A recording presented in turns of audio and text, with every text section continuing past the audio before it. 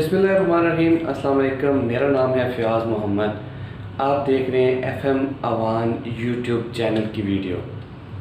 मैं आज एक एक्सपीरियंस, एक स्टोरी शेयर करना चाह रहा हूँ। कुछ टाइम पहले मैं एक शख्स से मिला था। वो शख्स एक यंगस्टर था, यानी कि 30 से 35 साल के दरमियान उसकी उम्र होगी, और वो बहरी जहाज़ों का मालिक था। तो मेरी मुलाकात उसके साथ उसकी गाड़ी की वजह से हुई। उसके पास एक गाड़ी थी, और वो ऐसी गाड़ी थी जो कि ओपनिंग के टाइम पे, जो नया मॉडल लॉन्च होता है उस टाइम पे जो गाड़ी खड़ी की जाती है, जिसके साथ मॉडल्स वगैरह होते हैं, या जिसके साथ बताया जाता है कि ये नया मॉडल है, उसके ये फीचर्स होंगे। तो वो गाड़ी उस शख्स के पास थी जो कि बाकी गाड़ियों से निस्बतन महंगी होती है। तो मेरा उस शख्स के साथ जब मुलाकात हुई, जब मुलाकात का मौका मिला, तो जब बातचीत हुई उसके साथ, उस शख्स को मैंने पूछा कि आपने ये गाड़ी क्यों ख़रीदी? आप कोई और गाड़ी भी ख़रीद सकते थे कि जो उससे बाद में आती हैं, या शोरूम से या कंपनी से ख़रीद सकते थे, वो आपको सस्ती मिल जाती। और दूसरा क्वेश्चन ये था कि आपने बहरी जहाज़ कैसे ख़रीदे, क्योंकि बहरी जहाज़ जो हैं वो काफ़ी ज़्यादा एक्सपेंसिव होते हैं।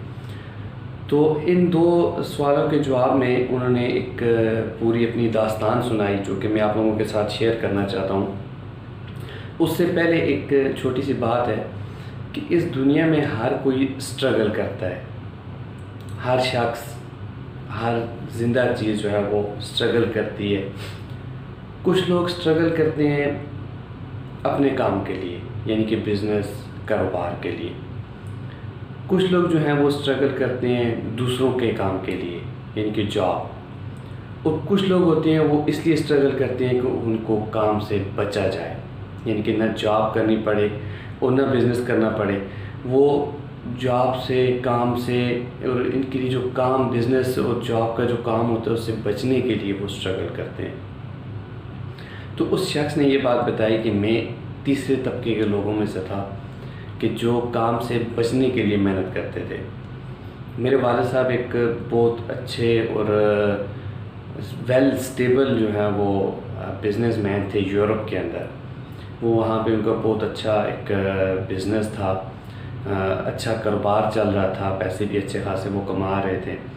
तो मैं उनसे बचने के लिए, पाकिस्तान के एक इलाके के थे वो, तो मैं उनसे बचने के लिए स्ट्रगल कर रहा था। मेरा जो बड़ा भाई था वो जैसे ही कॉलेज से फ्री हुआ तो उसने वालिद साहब को ज्वाइन कर लिया और वो उनके साथ काम करने लग गया।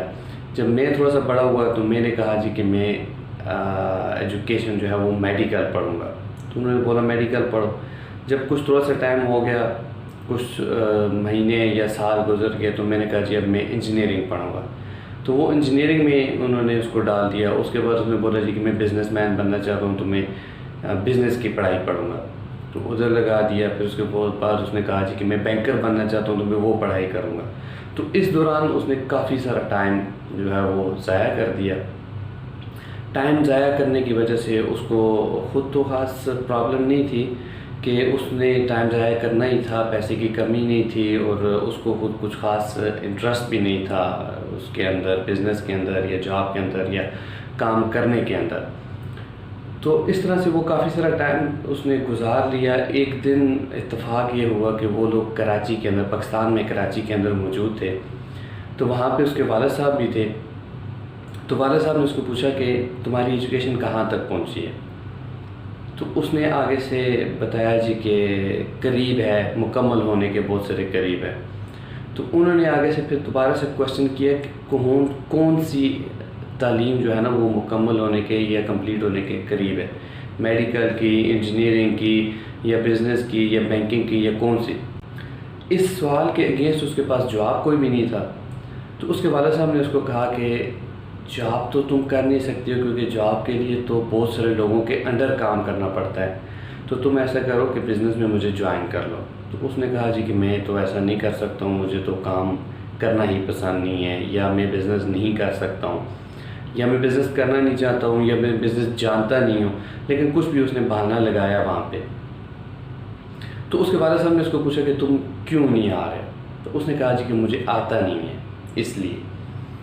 तो उन्होंने उसको उनकी अपनी प्राइवेट जो है वो कश्ती थी, जिसको لانچ بولتے ہیں یا بوٹ بولتے ہیں، اس کے اوپر وہ بیٹھ کے ان کی کنورزیشن شروع ہو گئی.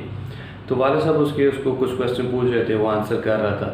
تو وہ کرتے کرتے کافی سارا سمندر کے اندر چلے گئے، کافی گہرائی میں وہ جب چلے گئے تو وہاں پہ جا کے ایک جگہ پہ اس کے والد صاحب نے اس بوٹ کو روک لیا. جب اس کو روک لیا تو اپنے بیٹے کو انہوں نے بولا کہ اس میں جمپ لگاؤ.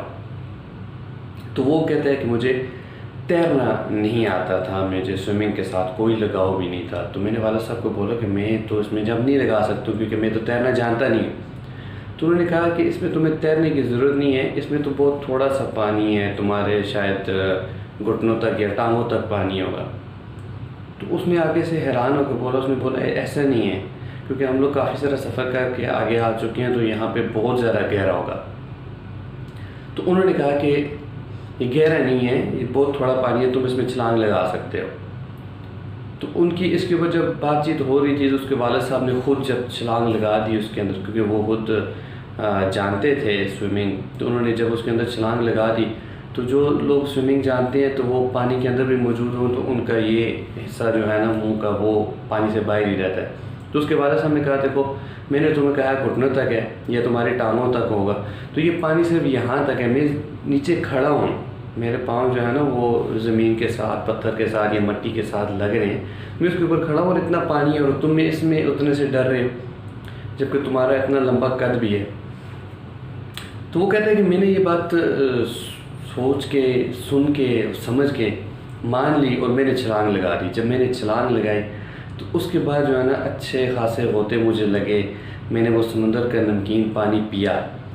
تو جب میں قریب تھا ڈوبنے کے تو میرے والد صاحب نے مجھے پکڑا، انہوں نے تھوڑا سا مجھے اوپر کیا. تو جب میں باہر سانس لی میں نے تو انہوں نے پھر دوبارہ سے مجھے بیچ میں غوطہ دیا خود سے. تو جب وہ غوطہ بھی میں نے کھایا، جب میں نے پانی تھوڑا سا اور پیا تو والد صاحب نے پوچھا بتاؤ کتنا گہرا ہوگا یہ. تو اس نے کہا جی یہ تو بہت زیادہ گہرا. انہوں نے کہا بولا کتنا گہرا؟ تو اس نے کہا جی کہ میرے اندازے کے مطابق کچھ لاکھوں کے حساب سے کلومیٹر کے حساب سے نیچے گہرائی ہوگی. تو انہوں نے مجھے دوبارہ سے پکڑا اور پکڑ کے پانی کے اندر کر دیا اور بولا کہ دیکھو اور دیکھ کے بتاؤ کتنا گہرا ہے.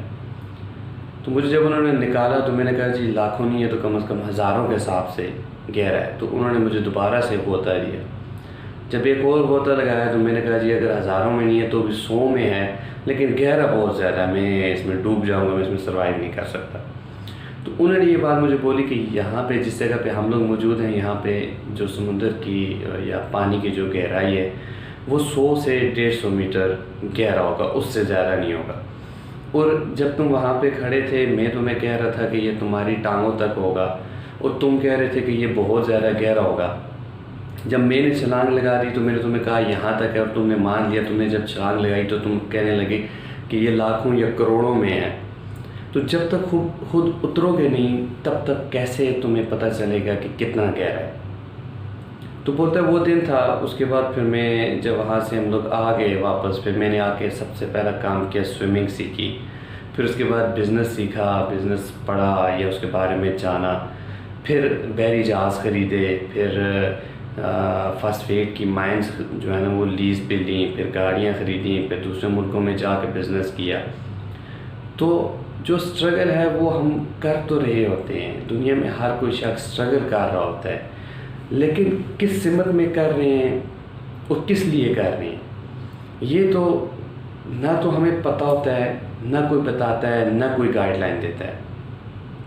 ہم جس سوسائٹی میں یا جس معاشرے میں ہوتے ہیں وہاں پہ بہت سارے لوگ ایسے ہوتے ہیں جو کہ ٹانگ کھینچنے والے ہوتے ہیں یا غلام ابن غلام ہوتے ہیں جو کہ ساری زندگی خود بھی دیہڑی دار یا جاب طبقے سے جو ہے نا وہ ملازمت پیشے سے ہوتے ہیں، تو وہ اپنے بعد میں آنے والوں کو بھی غلام ابن غلام بناتے ہیں. یا پھر کچھ لوگ ایسے ہوتے ہیں جو کہ کامیاب ہوتے ہیں، ان کے پاس پیسے بہت زیادہ ہوتے ہیں لیکن وہ کسی کو بتانا نہیں چاہتے یا ان کے پاس ٹائم نہیں ہوتا. تو اپنی جو سٹرگل ہے وہ ہر شخص کو کرنی پڑتی ہے، زندہ رہنے کے لیے سٹرگل ہر حال میں کرنی پڑتی ہے.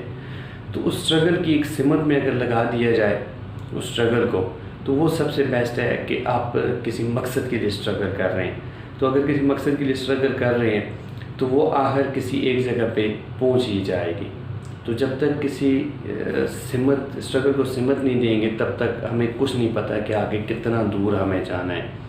تو اس سمت کا تعین یا اس جگہ کی گہرائی یا اونچائی یا کسی پہاڑ پہ چڑھنا ہے تو چڑھنے کے لیے یا پانی میں اترنے کے لیے یا ایک رستے میں چلنے کے لیے اسٹرگل تو کرنی پڑتی ہے، لیکن اس کو اگر سمت دے دی جائے، اگر آپ اپنے بزنس کے لیے اسٹرگل کرتے ہیں تو آپ 24 گھنٹے بھی کر سکتے ہیں، نہیں تو 18 گھنٹے ہر حال میں کر سکتے ہیں، کیونکہ اس میں جو کچھ بھی ہے وہ آپ کا اپنا ہے، آپ کو اس کا پروفٹ لاس سب کچھ نظر آتا ہے۔ اور اگر آپ جاب کے لیے کر رہے ہیں تو آپ اپنے باسز کو خوش رکھنے کے لیے اور اپنی جگہ مینٹین کرنے کے لیے کر سکتے ہیں، اور اگر کام سے بچنے کے لیے کر رہے ہیں تو پھر آپ کو اس حساب کی اسٹرگل اور اس حساب کے محنت اور بہانے بھی چاہیے ہوتے ہیں۔ تو یہ تھی اس شخص کی ایک داستان تھی جو کہ میں یہاں پہ شیئر کرنا ضروری سمجھ رہا تھا، کہ ایک شخص تھا، بالکل ینگسٹر ہی تھا، وہ 30 سے 35 سال کی اس کی ایج تھی، وہ بحری جہازوں کا مالک تھا۔ تو جب تک اس کو اس کی اسٹرگل کی سمت معلوم نہیں تھی تب تک وہ چھپ رہا تھا، جب اس کو سمت پتہ چل گئی تو پھر اس نے بحری جہاز بھی خرید لیے۔ اگر آپ یہاں تک ویڈیو دیکھ رہے ہیں تو اس ویڈیو کو لائک کیجئے، چینل کو سبسکرائب کیجئے اور مجھے سپورٹ کیجئے۔ شکریہ۔